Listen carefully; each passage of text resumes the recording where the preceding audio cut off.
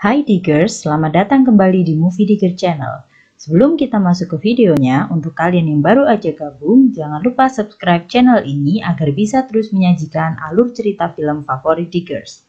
그냥 좋은 일 하는 사람이야. 좋은 일 하는 사람. Hari ini, kita akan membahas sebuah film menyedihkan yang sangat viral di TikTok, di mana film ini mengangkat kelamnya kasus kekerasan anak yang dialami oleh dua anak kecil yang dilakukan oleh ibu tirinya sendiri di Korea. Film ini berjudul My First Client yang tayang pada 2019 lalu. Alur film ini bermula ketika kita ditunjukkan scene di mana seorang anak laki-laki bernama Min Jun dan anak perempuan bernama Dabin yang tinggal bersama ayahnya saja karena ibunya sudah lama meninggal. Dabin dan Min Jun tidak terpisahkan dan selalu bersama dalam berbagai hal.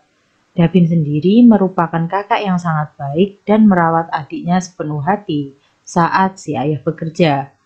Dabin sendiri sering bersedih melihat foto ibunya bersama teman-temannya telah dirobek oleh sang ayah. Dabin diam-diam melihat foto itu di kamar ayahnya dan kembali menyimpannya saat ayahnya datang. Suatu hari, ayahnya mengajak mereka makan bersama dan mengenalkan sosok wanita yang akan menjadi ibu baru bagi mereka. Dabin dan Min Jun merasa sangat senang karena mereka ingin sekali memiliki seorang ibu. Di sekolah, Dabin yang memiliki bakat menyanyi dan menari terpilih menjadi perwakilan kelasnya untuk acara pentas seni. Min Jun yang menjemput kakaknya sepulang sekolah mengatakan bahwa ia percaya mereka mendapatkan ibu baru dan kakaknya akan berhasil menjadi penyanyi dikarenakan doa mereka terwujud dari pesawat kertas yang selalu mereka terbangkan di jembatan setiap hari. Awalnya, semua tampak normal. Ibunya membantu mereka mandi dan juga menyisir rambut. Min Jun yang masih kecil sering sekali menjatuhkan makanan karena kesulitan menggunakan sumpit. Hal sepele ini ternyata membuat ibunya merasa geram karena Min Jun terus menjatuhkan makanannya. Di sisi lain, terdapat seseorang lulusan pengacara bernama Jung Yop yang selalu mendapat omelan dari kakaknya karena tak kunjung mendapatkan pekerjaan. Jung Yop sendiri sering memandang hukum dengan logika dan perasaannya, sehingga firma-firma hukum sering sekali menolaknya untuk bekerja. Ia tinggal bersama kakaknya serta memiliki kakak ipar serta satu keponakan kecil. Jung Yop akhirnya rela bekerja di sebuah lembaga perlindungan anak walaupun ia sebetulnya tidak benar-benar menginginkannya. Suatu malam, si ibu sedang menelepon seseorang dengan kesal. Dabin segera merapikan alat makan yang dibanting ibunya di meja dan segera makan agar tidak dimarahi oleh ibunya. Ketika sedang makan, Min Jun tidak sengaja lagi menjatuhkan makanannya di meja. Hal itu membuat si ibu benar-benar marah, mengikat rambutnya dan memukul Dabin agar Dabin mau mengajari adiknya makan dengan benar. Keesokan harinya, Dabin membolos dari sekolah dan melaporkan ibunya ke kantor polisi. Jung Yop sebagai perwakilan perlindungan anak pun datang dari perwakilan kantornya. Jung Yop dan rekannya akhirnya mengantarkan Dabin pulang dan membantu menyelesaikan masalahnya. Tentu saja ibu tirinya berpura-pura baik di hadapan mereka berdua dan mengatakan bahwa semua hanyalah salah paham. Dabin akhirnya pun dipukuli lagi oleh ibunya karena telah melaporkannya ke polisi. Ayah dari Min Jun dan Dabin yang mengetahui anaknya dianiaya pun tampaknya tidak peduli. Ayahnya malah mengatakan kepada si ibu bahwa ia bertahan merawat mereka berdua karena membutuhkan dana bantuan yang diberikan pada anak-anak itu untuk bertahan hidup. Dabin sempat ingin mengadukan masalahnya pada wali kelasnya. Namun meskipun melihat bekas-bekas kekerasan pada Dabin, wali kelasnya yang sedang terburu-buru mengabaikan Dabin dan meninggalkannya begitu saja. Dabin dan Min Jun pun akhirnya bertemu Jung Yop. Mereka memanggilnya paman, karena mereka merasa Jung Yop adalah orang yang sangat baik. Jung Yop akhirnya mengajak anak-anak itu berjalan-jalan dan mengobrol. Jung Yop juga sempat mengajak anak-anak itu untuk makan hamburger di sebuah restoran. Ketika makan, Min Jun menjatuhkan beberapa isian hamburger itu. Dabin merasa sangat khawatir karena menjatuhkan makanan biasanya akan berakibat buruk jika ketahuan oleh ibunya. Jung Yeop pun memotong hamburger itu dan mengatakan bahwa menjatuhkan isi hamburger saat makan itu sangatlah wajar. Hari-hari seterusnya, anak-anak itu terus-terusan datang untuk menemui Jung Yeop.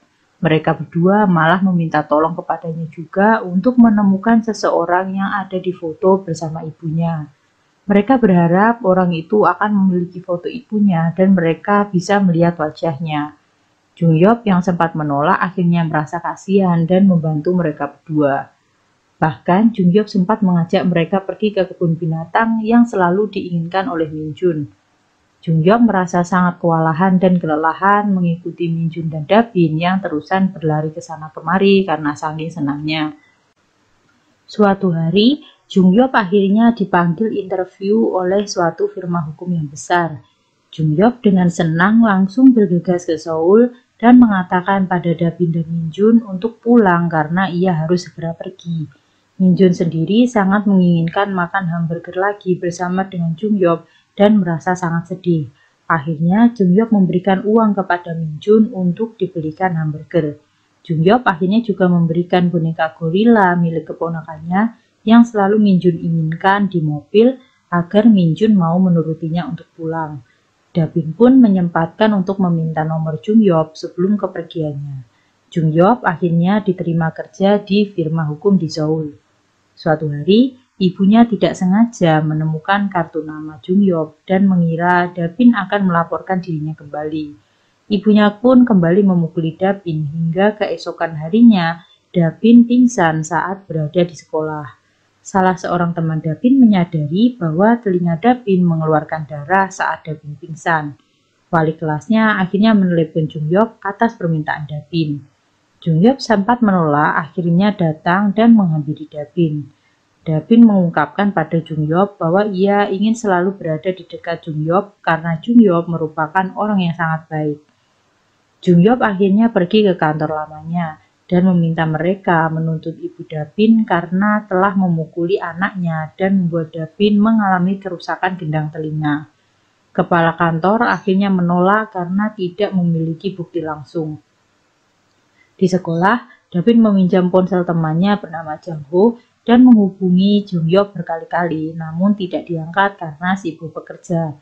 Pada malam harinya, si ibu tidak sengaja melihat Min Jun memegang uang yang diberikan oleh Jung Yeop waktu itu.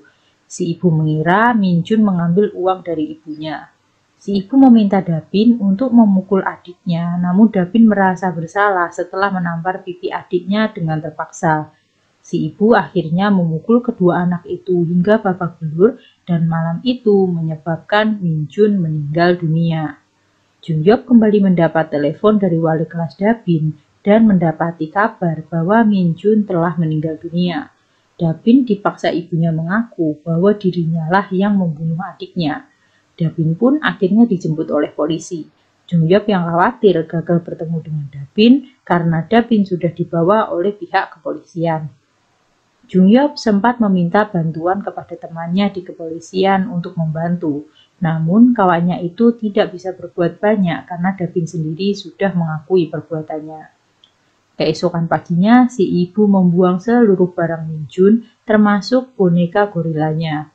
Saat membuang di tempat sampah, salah seorang teman Da Bin yaitu Jang Ho melihat boneka gorila yang ia tahu adalah milik Min Jun. Jung Yeop meminta atasannya di firma hukum untuk membantu memecahkan masalah Da Bin ini.